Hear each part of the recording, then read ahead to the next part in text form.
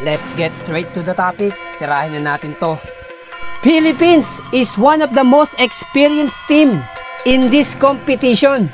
But simply yes, we are better than them. Komento nga po ito ni Head Coach Gianluca Tucci ng Chinese Taipei. May tama naman po yung sinabi ng Head Coach ng Chinese Taipei. Ang patunay nga po rito, 2 beses na po tayong tinalo at dinomina ng Chinese Taipei. Well, sa papaanong paraan?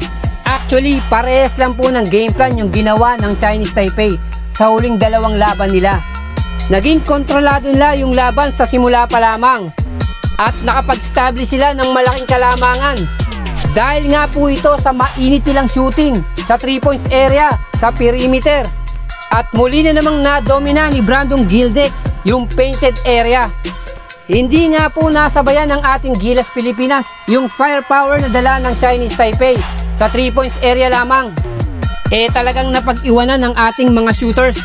At itong sentro nila na si Brandon Gildek, marami itong kinuhang offensive rebound, mga end one play at butata sa ilalim. Ibig sabihin lamang po, hindi masabayan ni Junmar Fajardo. Dahil bukod sa 7-footer na to, mabilis pa ang galawan. At habang itong si AJ Edu, nag-commit agad ng 2 foul sa first quarter pa lamang, na kinakain lang siya sa pwestuhan sa ilalim ni Brandon Gildek. Kapansin-pansin rin po yung lalim ng bench ng Chinese Taipei kung ikukumpara natin sa ating Gilas Pilipinas. Lahat ng players ginamit ni Coach Gianluca Tucci kontra sa mga players ni Coach Tim Cone na hindi niya nga ginamit dito si Jamie Malonzo. At yung rotation ni Coach Tim Cone, basang-basa na po ng head coach ng Chinese Taipei. At alam nito na kay Justin Brownlee lamang magsisimula ang opensa ng ating Gilas Pilipinas. Ibig sabihin, walang contribution sa ating mga local players, in particular sa umpisa ng laban.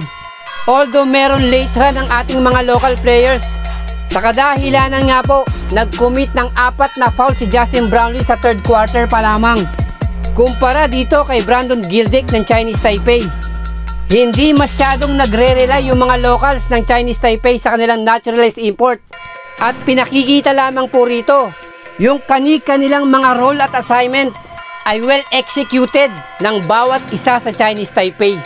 At yung nakapagtataka pa rito, bakit huli na nang ginamit si Kevin Kiambao?